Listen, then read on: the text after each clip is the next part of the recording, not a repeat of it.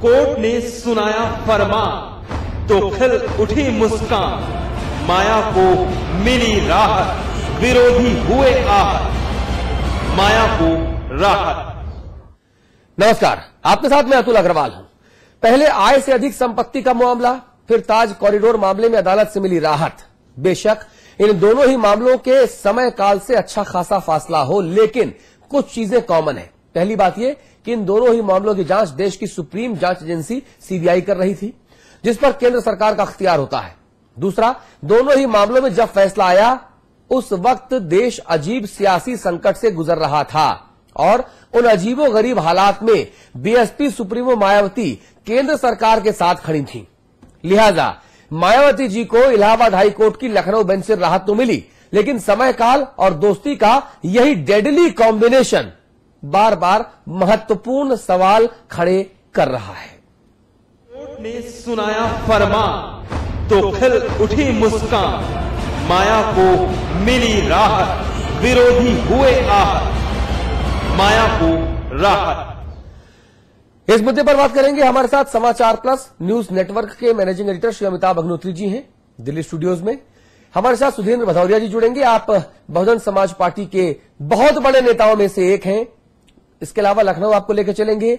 हमारे साथ श्री राम आश्रय कुशवाहा जी जुड़ेंगे। आप समाजवादी पार्टी के राष्ट्रीय महासचिव हैं और माननीय मुलायम सिंह जी यादव की कोर टीम के एक महत्वपूर्ण स्तंभ हैं। और लखनऊ से ही शिव प्रताप शुक्ला जी हैं। आप बीजेपी के नेता हैं, पूर्व विधायक हैं। आप चारों गणमान्य मेहमानों से एक एक करके इस बड़े मुद्दे पर बातचीत की जाएगी। तो इलाहाबाद हाई कोर्ट की लखनऊ बेंच ने ताज कॉरिडोर मामले में उत्तर प्रदेश की पूर्व मुख्यमंत्री मायावती को बड़ी राहत दी। हाई कोर्ट ने केस के मेरिट पर फैसला सुनाते हुए मायावती के खिलाफ दायर याचिका को सिरे से खारिज कर दिया। नसीमुद्दीन सिद्दीकी समेत कई दूसरे नेता भी जो हैं उनकी भी बल्ले बल्ले हो गई।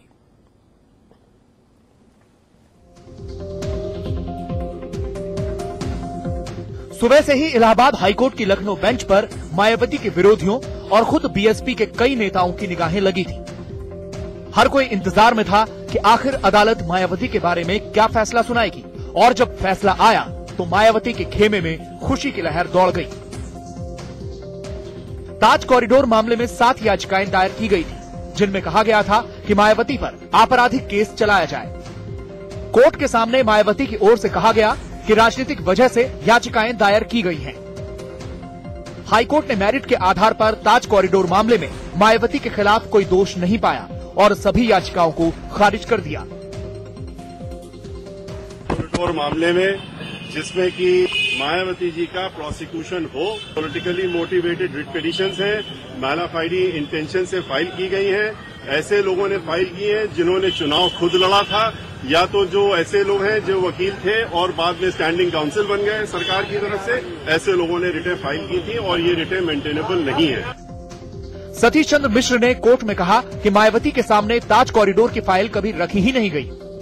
ताज कॉरिडोर में सिर्फ सड़क बनाने की योजना थी, बिल्डिंग बनाने की नहीं।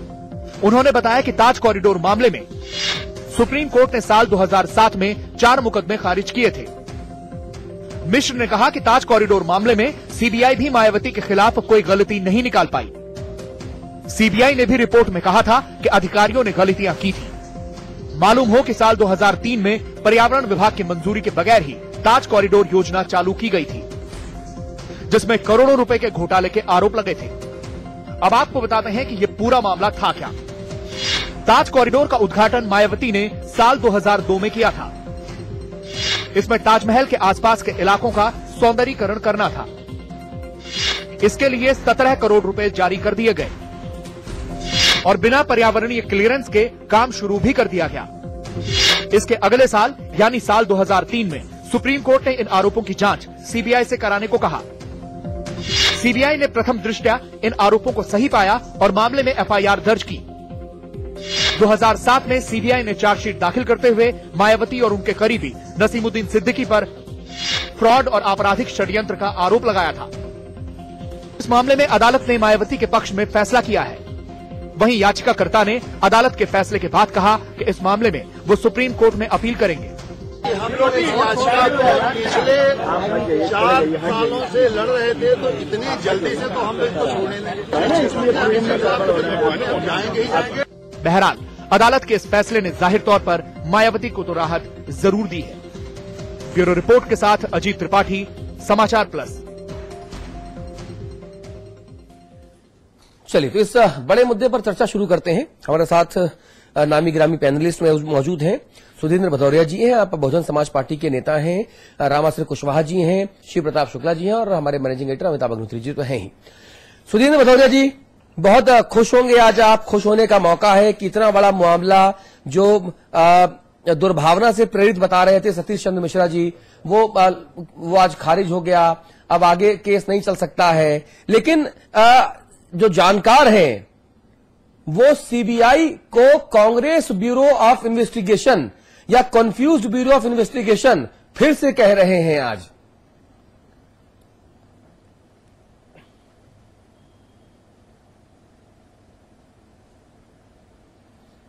देखिए, अभी मैं सुन रहा था हमारे पार्टी के राष्ट्रीय महासचिव और सांसद श्री सतीश चंद्र मिश्रा जी ने बतलाया कि ये मामला कितने समय से लंबित था। हाँ। और पहले भारतीय जनता पार्टी की सरकार थी, उस समय ये मामला शुरू हुआ और उसके बाद 2002-03 से लेकर लगभग 1 दशक पूरा हो चुका है। सीबीआई ने तमाम तरह की तहकीकात की होगी, मैं मानता हूं, और इसी तरह से ये माननीय गवर्नर साहब के सम्मुख भी गया था। उन्होंने भी, उनके सामने भी सारे जो मामले थे वो प्रस्तुत किए गए होंगे। तमाम तहकीकातों से ये स्पष्ट हुआ कि ये मामला कुछ बनता ही नहीं था। और जब माननीय उच्च न्यायालय के सामने सम्मुख ये सारे तथ्य रखे गए तो अब हालांकि 1 दशक लगा है, तो एक जैसे कहावत है, justice delayed is justice denied, पर हम फिर भी जी तकनीकी तौर पे शायद कुछ थोड़ी दिक्कत है। Ramashray Kushwaha ji, justice delayed means justice denied, लेकिन तब क्या हो जब जो प्रोसिक्यूटिंग एजेंसियां हैं, जब जो जांच करने वाली एजेंसियां हैं, उनके ऊपर गंभीर आरोप लगे केंद्र की सरकार में बैठी राजनीतिक पार्टी का पिछलग्गू बनते हुए अदालत में तोड़ मरोड़ कर या कम वैल्यूएबल तथ्यों को पेश करने के, तब स्थिति बहुत जटिल हो जाती है। देखिए, हाई कोर्ट के जजमेंट पर टिप्पणी करना उचित नहीं है।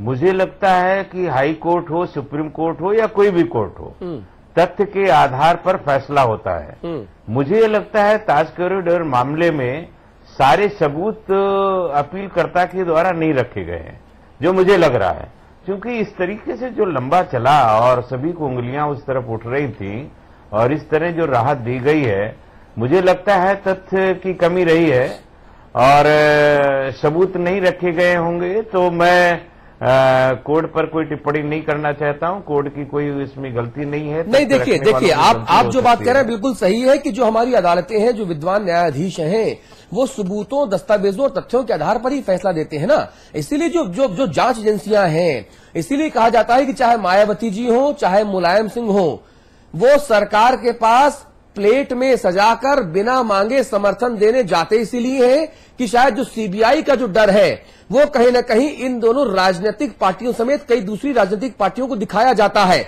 इससे सहमत या असहमत होना समाचार प्लस की संपादकीय टीम के लिए जरूरी नहीं है। यह डिस्क्लेमर मैं लगा रहा हूं, लेकिन इस तथ्य का उल्लेख करना बहुत जरूरी है कि central bureau of investigation, Bhadauria ji, अब वो कांग्रेस ब्यूरो ऑफ इन्वेस्टिगेशन हो गई है या कंफ्यूज ब्यूरो ऑफ इन्वेस्टिगेशन हो गई है या करप्ट ब्यूरो ऑफ इन्वेस्टिगेशन हो गई है। और बहन कुमारी मायावती जी भी कई दफे ये बात कह चुकी हैं कि केंद्र सरकार येन केन प्रकारेण सीबीआई का दुरुपयोग करती है।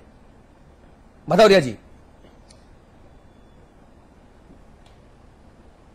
देखिए, हमने जब ये लोकपाल पर बहस हो रही थी उस समय भी हम लोगों ने कहा था, संसद के अंदर हमारे सभी सांसदों ने भी, बहन मायावती जी ने, कि हम चाहते हैं एक सशक्त लोकपाल बिल आए।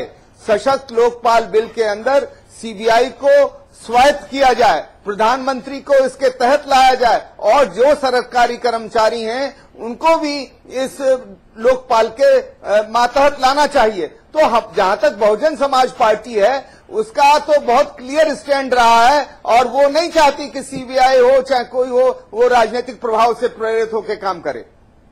जी शुक्ला जी, जो कुछ भी आज हुआ अदालत के फैसले के बाद, जो राजनीतिक परिस्थितियां बनी, जो राजनीतिक सरगर्मियां और गतिविधियां हुई, हम चाहेंगे कि भारतीय जनता पार्टी की तरफ से आप भी जल्दी से उसमें आहुति कर दें।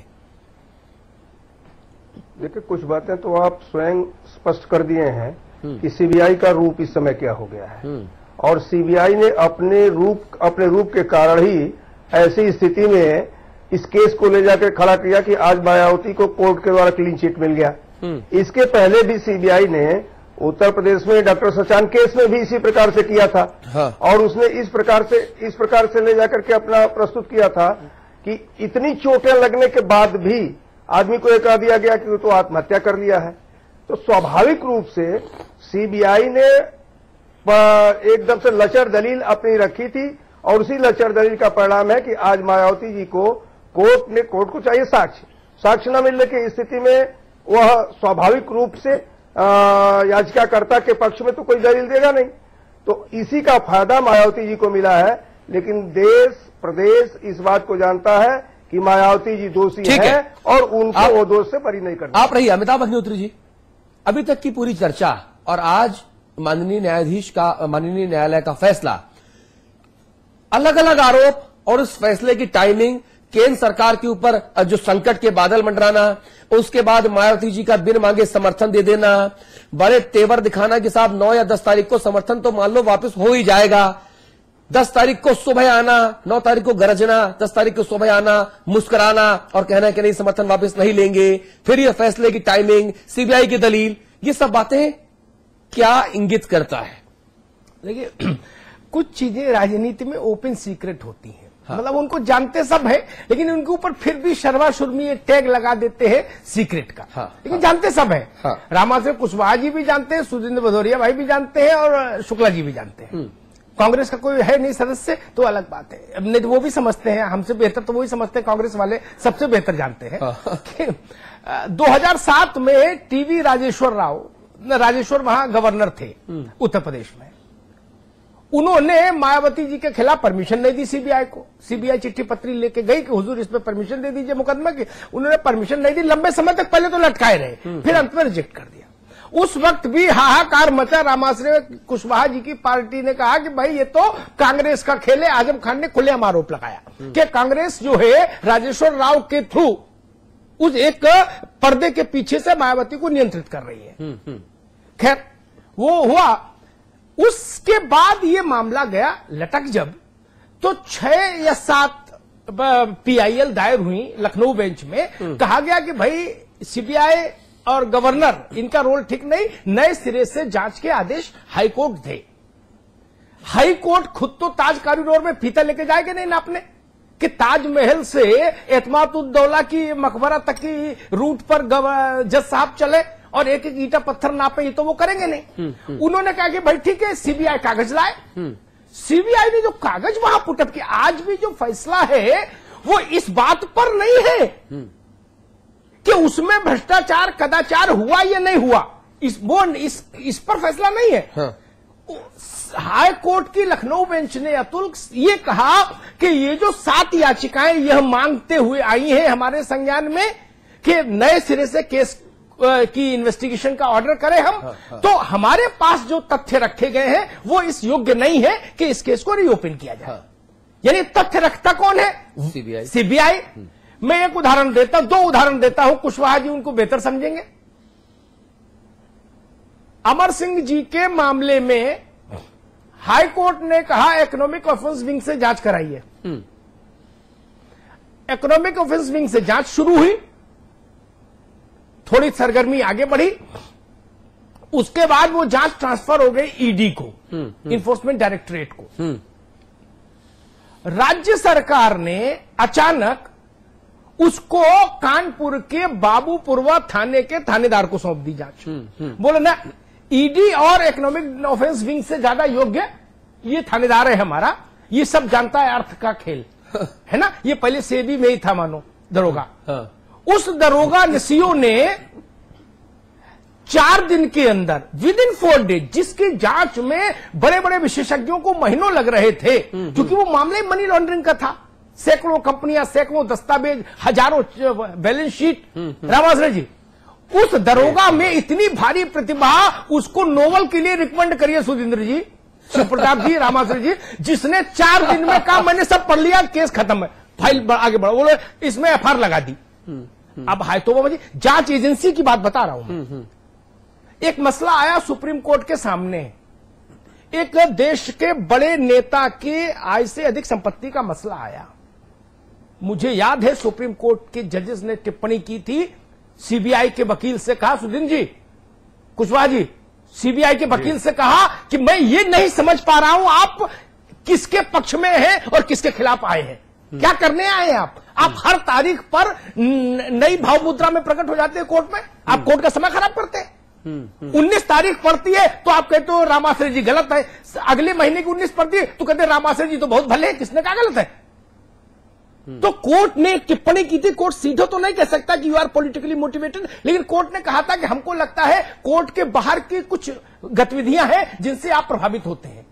ये टिप्पणी क्या बताती है, क्या कहना चाह रही थी देश की सबसे बड़ी अदालत? यही ना कहना चाह रही थी कि आपको पॉलिटिकल मैंडेट जैसा मिलता है, आप कागज को वैसे घुमा देते हैं। और ये बात कोई नई नहीं, हम सब लोग, सीबीआई, आईबी, इंटरपोल छोड़ दीजिए, ये economic offence wing, ED, Ramashray ji, Sudhindra Bhadauria ji, Shivpratap ji और हम खुद सब जानते हैं, जो इन्वेस्टिगेशन ऑफिसर होता है दरोगा थाने में, रामाश्रय जी, फंसाना और छुड़ाना बहुत कुछ 99% उसी के हाथ में रहता है ना। डीजी कुछ कहे, चीफ सेक्रेटरी कुछ कहे, कोई फर्क नहीं, जो डायरी लेके मोटरसाइकिल पर आता है ना गांव में जांच करने, वही सारा खेल कर देता है, चाहे जिसका नाम हटा दे चाहे जिसका लिख दे। वही बात जब ऊपर तक जाती है तो वो अनपढ़ दरोगा भी खेल खेल लेता है। तो जब सीबीआई के काबिल अफसर इसी खेल में लग जाएं ड्यू टू पॉलिटिकल प्रेशर, मैंने इसी केस में देखा, मैंने फॉलो किया ताज कॉरिडोर, कम से कम 4 दफे तो सीबीआई ने अपने स्टैंड को बदला है। कभी कहा मायावती जी के खिलाफ पर्याप्त सबूत है, कभी कहा जी सबूत नहीं है। जी सुधींद्र जी, कुछ कहना चाह रहे हैं आप? देखिए, आज देश के अंदर, अभी मैं अग्निहोत्री बहुत विस्तार से जो सीबीआई का रोल है और जो व्यापक भ्रष्टाचार है उसके बारे में तमाम टिप्पणियां की हैं। मैं ये कहना चाहता हूं कि आज लगभग यूपीए की सरकार में लगभग 10 लाख करोड़ रुपए के तमाम तरह के घोटाले और भ्रष्टाचार के मामले उजागर हुए हैं। और इन परिस्थितियों के अंदर जब ताज कॉरिडोर का मामला था, और जो कॉरिडोर बनना तो कोई भवन निर्माण और वहां पर कोई बहुत बड़े निर्माण का कार्य नहीं था, खाली कॉरिडोर बनना था, उसके लिए 17 करोड़ रुपए किए गए थे। तो उसमें माननीय उच्च न्यायालय ने जो तमाम पीआईएल प्रस्तुत किए गए, उन्होंने सारे तथ्य भी रखे होंगे। अगर सीबीआई ने मान लीजिए आपके हिसाब से कुछ तथ्यों को छुपाने बचाने की कोशिश की होगी तो पीआईएल वाले पीछे नहीं रहे होंगे। इन सारे तथ्यों को जब उच्च न्यायालय के सामने इनकी भी दलीलें गई हैं और उन्होंने जब ये पाया है कि बहन मायावती जी के कोई केस नहीं बनता। अतुल, इसमें एक बात मैं कहूं, शायद सुधीन भाई से संपर्क हमारा भी कुछ तकनीकी कारण से टूटा है, एक बात मैं जरूर कहूंगा, मुझे स्मरण है पालकी, उस पर हमें केंद्रित होना चाहिए ताकि सीबीआई का भविष्य में कहीं गलत इस्तेमाल ना हो। मैं एक पुराना प्रसंग, अतुल एक मिनट, एक पुराना प्रसंग बता दूं, वो इस बहस से बहुत मौजू है। सतीश जी ने कहा कि ताज कॉरिडोर की फाइल मुख्यमंत्री जी के पास नहीं गई थी जब वो मुख्यमंत्री थे मायावती जी के पास, यही कहा ना, अगर हमने सही सुना तो? बिल्कुल बिल्कुल। मुझे स्मरण है उत्तर प्रदेश सदन में बाहैसियत मुख्यमंत्री मायावती जी प्रेस कॉन्फ्रेंस करने आई थी, मैं वहां मौजूद था, ताज कॉरिडोर का मसला उछला था, उन्होंने कहा यही बात जो सतीश जी ने आज कही। मैंने एक पत्रकार के नाते बहुत अदब से एक सवाल पूछा था और वही सवाल आज भी मेरे पास है। मैंने उनसे पूछा था कि 175 करोड़ की परियोजना, मुख्यमंत्री छोड़ दीजिए, आप वित्त मंत्री का पोर्टफोलियो भी आप ही के पास है, आपके बिना कैबिनेट में बिना जाए तो पास हो नहीं सकता और वित्त मंत्री के पास जाए बिना तो पास हो ही नहीं सकता। किसी विभाग की फाइल हो जिसको पैसा चाहिए वो फाइल तो वित्त मंत्री के पास जाएगी। राम आश्रय जी गलत तो नहीं कह रहा हूं? बिल्कुल सही। जिस भी विभाग को पैसा चाहिए, बंजर भूमि विकास, बकरी पालन विभाग, मुर्गी पालन विभाग भी, जिसको पैसा चाहिए सूबे में, उसकी फाइल तो फाइनेंस में जाएगी ही जाएगी। ये प्रश्न तब भी मैंने उठाया था। इसलिए यह तर्क, आज मैं फिर कहूं, हाई कोर्ट ने यह फैसला मेरिट डिमेरिट पर नहीं किया।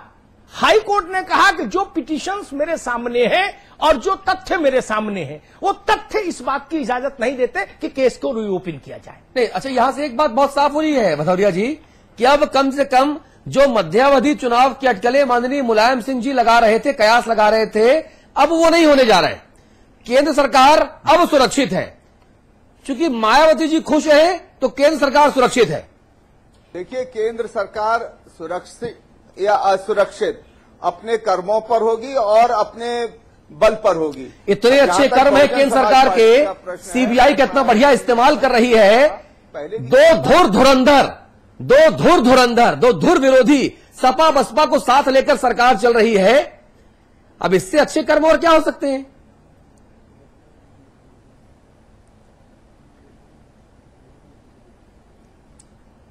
देखिए, हम लोग डिस्टेबलाइज कर दें तो ये होगा कि देश के अंदर अराजकता ये करवा रहे हैं। अगर हम किसी सरकार को, और हमने चाहे एफडीआई का प्रश्न हो, चाहे वो अन्य जैसे आरक्षण प्रमोशंस के अंदर होने चाहिए, इन तमाम सारे सवालों पर हम सरकार को कटघरे में खड़ा करते रहे हैं। और जहां जहां भारतीय जनता पार्टी का प्रश्न आता है, उनसे जहां तक हमारे मतभेद हैं, चाहे वो धर्मनिरपेक्षता के सवाल पर या अन्य इस तरह के सवालों पर, उनको भी हम सामने रखते रहे हैं। तो हमारी बहुजन समाज पार्टी की स्पष्ट नीति है, दो बार तीन बार सांप्रदायिक लोगों के साथ सरकार बनाएंगे।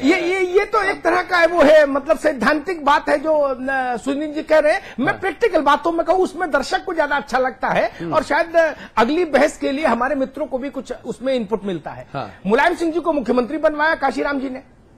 मैं काशीराम जी से मिला, मैंने उनसे कहा भैया मुख्यमंत्री बनवाया तो काम क्यों नहीं करने देते आप?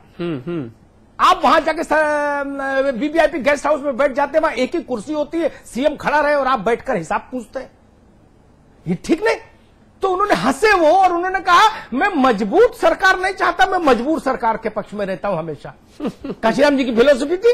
मैंने छापा कि भाई एक बसपा सुप्रीमो ये कह रहे हैं कि मजबूत सरकार नहीं, मजबूर सरकार होगी, वो ठीक काम करेगी जो हमारे एजेंडे के हिसाब से चलने को बाध्य हो जाए।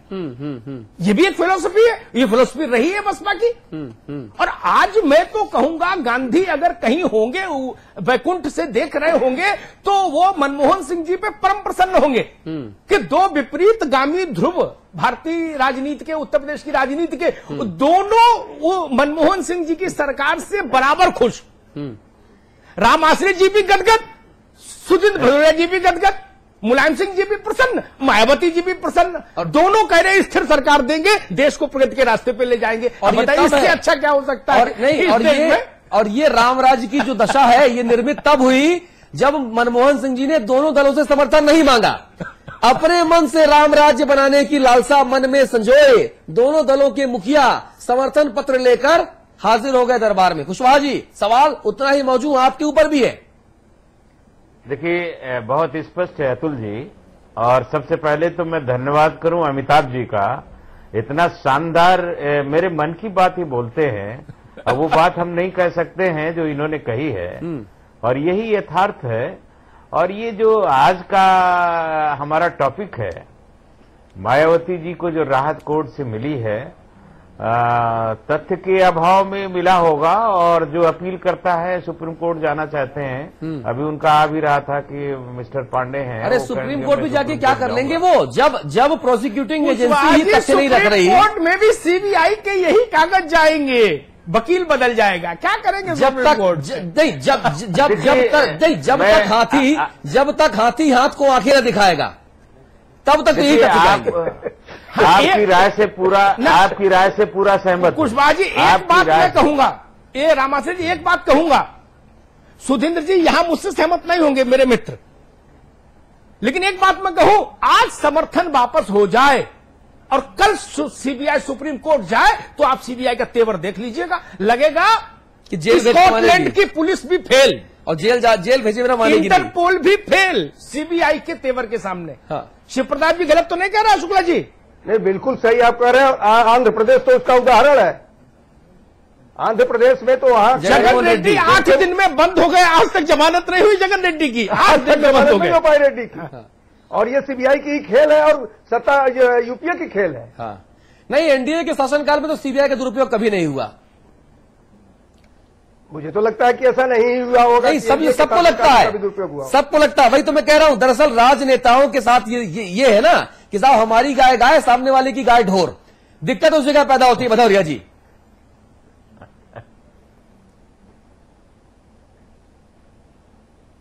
देखिए 2002-03 के अंदर ही ये केस शुरू हुआ था, जब एनडीए की सरकार थी। सीबीआई को इस्तेमाल सबसे पहले श्री अटल बिहारी वाजपेयी की सरकार के दौरान इस्तेमाल किया गया। तो ये कहना कि अब इस्तेमाल, सीबीआई का तब भी दुरुपयोग हुआ था, सीबीआई का आज भी दुरुपयोग हो रहा है। इसीलिए हमारा स्टैंड स्पष्ट है कि हम लोकपाल बिल के अंदर चाहते हैं कि सीबीआई को एक स्वायत्त संस्था बनाया जाए ताकि ये राजनीतिक इसका दुरुपयोग ना हो। सुप्रीम कोर्ट का फैसला जाने दीजिए, अभी मत बोलिए। सुप्रीम कोर्ट का फैसला जाने दीजिए कि बहन कुमारी मायावती जी के खिलाफ कोई केस नहीं चलेगा, उसके बाद बोलेंगे तो मजा आएगा। आप मुझसे जो पूछ रहे, देखिए सुप्रीम कोर्ट का भी फैसला आ चुका है। सुप्रीम कोर्ट ने भी फैसला दिया, दिल्ली हाई कोर्ट ने भी डिस्प्रोपोर्शनेट के मामले में फैसला दिया है। तमाम फैसले आ चुके हैं, आप चिंता मत कीजिए, करार रहेगा। क्योंकि ये जो तथ्य आए हैं, तथ्यों को कैसे झुटला देंगे अब आप? नहीं, जब तथ्य सामने ला ही नहीं जाएंगे तो झुटलाने की बातें नहीं होती। हम तो शुभकामनाएं दे रहे हैं केवल आपको, हम केवल शुभकामनाएं दे रहे हैं कि जिस कार्य कुशलता से राजनीतिक दल काम कर रहे हैं। देखिए, केवल इन्होंने ही नहीं, सीबीआई, देखिए मैं आपसे ये कहना चाहता हूं, जब सीबीआई एनडीए के तहत थी तब उन्होंने 1.5-2 वर्ष के अंदर तो सारे तथ्य प्रस्तुत किए होंगे। नए कहां से कुकअप कर लेंगे तथ्य? सारे तथ्य हमने तो ये सुना था, ये पढ़ा था कि सीबीआई एक स्वायत्त संस्था है, एनडीए के अंतर्गत कब थी मुझे पता नहीं। इसमें बहुत तकनीकी बात है जो समझना बहुत जरूरी है जी सबके लिए। सीबीआई मालूम कैसे चलती है? यहां दिल्ली लखनऊ में बैठ के हम लोग लगता है सीबीआई को बड़ी चीज है। हाँ। सीबीआई के लिए इस देश के महान राजनेताओं ने, जिसमें शास्त्री जी के बाद से लेके अब तक के जितने प्रधानमंत्री हुए सब शामिल हैं, हाँ। किसी ने भी अलग अधिनियम नहीं बनाया है। हाँ। यह CBI special Delhi police act के द्वारा संचालित है। हाँ। और जोगिंदर सिंह हमारे मित्र, सीबीआई के पूर्व निदेशक रामाश्री जी, उन्होंने मुझसे एक बार कहा, मैंने पूछा सीबीआई क्या है मित्र, आप तो डायरेक्टर रह के देख लिए वहां। तो उन्होंने कहा जैसे मलेरिया उन्मूलन डिपार्टमेंट वैसे सीबीआई। मलेरिया उन्मूलन में जितना चलता है सरकार का डंडा, बोले उतने हमारे यहाँ चलता है। बोले उसमें गलत फहमी मत रही है मित्र। क्या तनख्वाह, प्रमोशन, डिमोशन, छुट्टी सब तो सरकार के हाथ में है। तो सीबीआई में कौन क्रांति कर देगा जी? आज पता लगे रामाश्री जी क्रांति करें वहां सीबीआई में, कल इनका ट्रांसफर हो जाएगा कहां? डिब्रूगढ़। हाँ। केस मिल जाएगा किसी ऐसे आदमी को जो अपना बिल्कुल खास होगा, जो कहेगा सर क्या लिखना है वो बता दीजिए, मैं उसी के हिसाब से जांच शुरू करूं। नहीं, फाइल लेके घर आ जाता हूं, वही आ जाता हूं, वही लिखवा देता हूं। ये समस्या है। एक लालू यादव को जिन्होंने गिरफ्तार किया था सीबीआई के अधिकारी ने, उनकी कितनी दुर्गति हुई।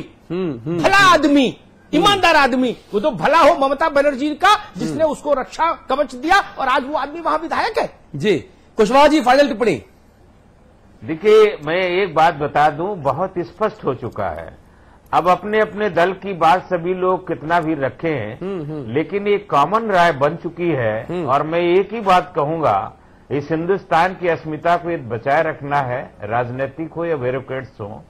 ये जो जांच एजेंसियां हैं, लाइन ऑर्डर का पालन करती रहें और निष्पक्ष यदि न्याय देते रहेंगे और दस्तावेज निष्पक्ष रखेंगे तो मेरे ख्याल में सुधार होगा। बाकी बहस का चाहे इतनी बहस करते रहें तो उसमें पर्दा डालने से कोई फायदा नहीं है जी। आज भी जो ये फैसला हुआ है वो ठीक नहीं हुआ है मेरे नजर से।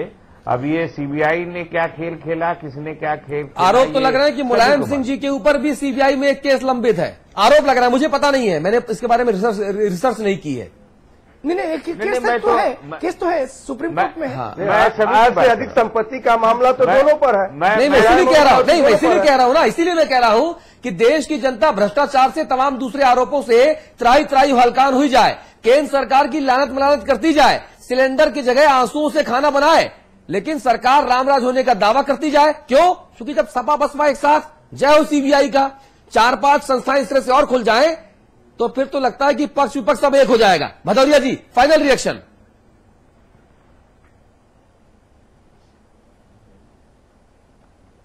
देखिए, इस सारी बहस का निचोड़ ये है कि सीबीआई को एक स्वायत्त संस्था बनाने दीजिए और इस बार जो विंटर सेशन आ रहा है इसके अंदर एक सशक्त लोकपाल बिल पास हो, जिससे ये सारी गलतफहमियां दूर हो जाएं। जो राजनीतिक दुरुपयोग होता है इस तरह की संस्थाओं का, वो रुके और मैं समझता हूं दूध का दूध पानी का पानी हो। चलिए, फाइनल कमेंट अमिताभ जी। मैंने कांग्रेस के कार्य समिति के एक सदस्य से पूछा कि भाई मुलायम सिंह क्यों सपोर्ट दे रहे हैं, इसके लिए कम से कम एक बराए नाम मतलब कॉस्मेटिक लॉजिक तो है ना कि सांप्रदायिक शक्तियों को दूर रखना है। नारा ही सही, लेकिन नारा तो है। मैंने बहन मायावती जी क्यों दे रही है, उन्होंने कहा वो भी इसीलिए देने की सांप्रदायिक शक्तियों को दूर रखा जाए। तो मैंने कहा ऐसा तो नहीं लगता मुझे। बहन जी का और भारतीय, अगर आप सांप्रदायिक शक्तियां भाजपा को मानते हैं तो उनका कई बार का रिश्ता रहा जी, तो वो कौन सा कारण है जिसके कारण वो भी सपोर्ट कर रही है इस सरकार को। और नीतियों से इस सरकार की कोई सहमत नहीं, ना मुलायम सिंह जी और ना मायावती जी। ये गणित आज तक नहीं कोई समझ पा रहा कि भाई साहब मैं आपसे 100% असहमत, मैं चाहता हूं कि आप भारत पर बोझ है ये मानता हूं, लेकिन मैं आपको मजबूत बनाने के लिए पीछे बैसाखी लगाऊंगा। अब इस उलटमासी पर जनता क्या करे।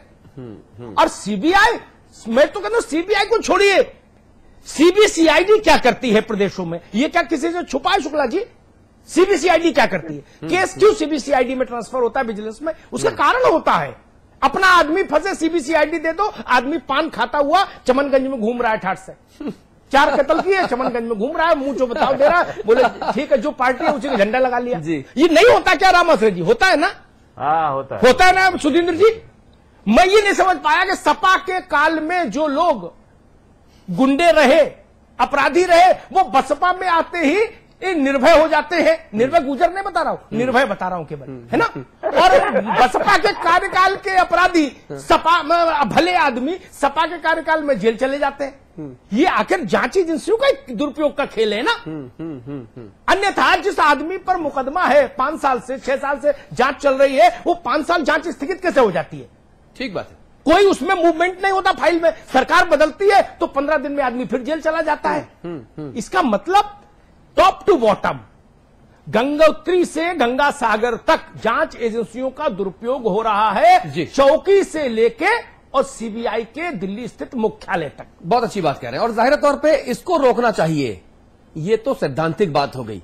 लेकिन जो रोकने वाले हैं वो खुद रोकने को तैयार नहीं, क्योंकि अगर रोक लेंगे तो सरकार कैसे चलेगी, सरकार कैसे बचेगी, और बहुत सारी सिस्टमगत जो खामियां हैं वो पैदा हो जाएंगी। ऐसे में आम जनता करे तो करे क्या, क्योंकि जन लोकपाल की लड़ाई लड़ने वाले जब टोपी लगाकर राजनेता बन जाते हैं और जन लोकपाल को एक नई टीम का सहारा लेना पड़ता है बैसाखी का, तब ये लगता है कि इस देश में जो चल रहा है ऐसे ही चलता रहेगा।